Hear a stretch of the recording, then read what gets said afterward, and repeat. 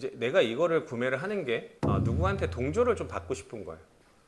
오늘은 고객이 상의해 볼게요 라고 하는 거에 대해서 어떻게 이야기하면 성과를 낼 수 있는지를 이야기를 좀 해보려고 하는데요. 일단은 상의한다는 거에 대한 부분들을 두 가지로 좀 나눠보면 좋을 것 같아요. 예를 들어서 고객이 이 상품을 이용한 경험이라든가 이런 것들이 있는지를 먼저 보셔야 됩니다. 경험이 없는 사람들이 의사결정을 하기는 쉽지 않거든요. 그랬을 때에는 내가 경험이 없다면 반드시 상의할 사람을 좀 찾게 되거든요. 그 상의할 사람을 찾는 건 여러분이 싫어서 그런 것도 아니고 제품이 마음에 안 들어서 그런 것도 아닙니다. 예를 들면 이제 내가 이거를 구매를 하는 게 누구한테 동조를 좀 받고 싶은 거예요. 너 그거 괜찮은 거다, 잘하는 거다 라는 것들을 확신이나 확답을 좀 받으면 내 마음이 편해지거든요. 그랬을 때 상의할 사람을 찾기도 합니다. 자, 그러면 반대로 내가 보험에 대해서 가입을 해본 사람이라고 가정을 해볼게요. 그랬을 때 제가 배우자하고 상의를 해보고 이야기를 드릴게요 라고 했을 때에는 어떤 의중으로 이야기를 하는지를 잘 파악을 하셔야 됩니다. 자, 그럴 때에는 저는 이렇게 이야기를 해보시면 좋을 것 같아요. 고객님, 맞아요. 상의를 하시는 게 맞습니다.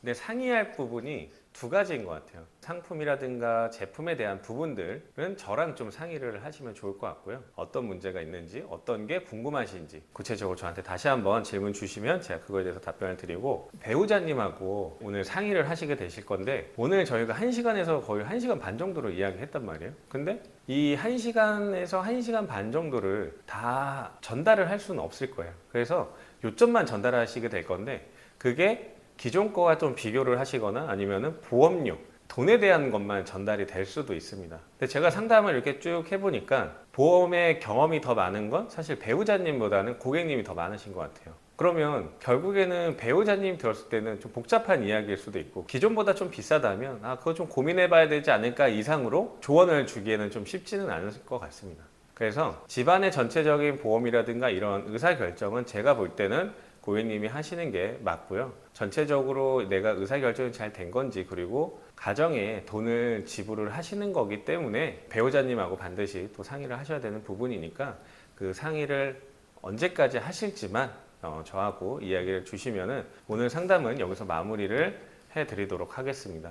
여기서 제가 어떤 포인트를 이야기를 한 거냐면, 첫 번째는 상의할 영역을 좀 나눠줬다라고 보시면 돼요. 전체를 상의한다는 건 너무 큰 일이고요. 고민이에요. 그래서 자꾸 뒤로 미뤄지고 싶은 생각이 듭니다. 그래서 전문가와 상의할 거, 그 다음에 배우자와 가족과 상의할 거를 구분을 좀 해줬고요. 그럼 상의를 하고 우리가 이제 헤어질 거잖아요. 상의를 한다는 명목으로 헤어질 텐데 다음에 언제 만날 수 있을지 잘 몰라요. 그리고 상의를 했냐고 자꾸 제가 전화를 드리면 뭔가 강요하는 것 같고 이분도 부담을 느끼는 경우가 굉장히 많거든요. 그랬을 때 데드라인을 정해주는 겁니다. 상의를 언제까지 하실 수 있냐, 언제까지 하셨으면 좋겠다 라고 해서 그 데드라인 이후에 우리 통화를 합시다. 여기까지 약속을 좀 지어준다면 고객이 상의해 볼게요 라고 하는 약간 모호한 이야기를 이렇게 구체적으로 좀 풀어갈 수가 있습니다. 그러면 결국에는 고객이 상의한다는 게 핑계인지 아니면 상의한다는 게 진짜인지, 그리고 상의가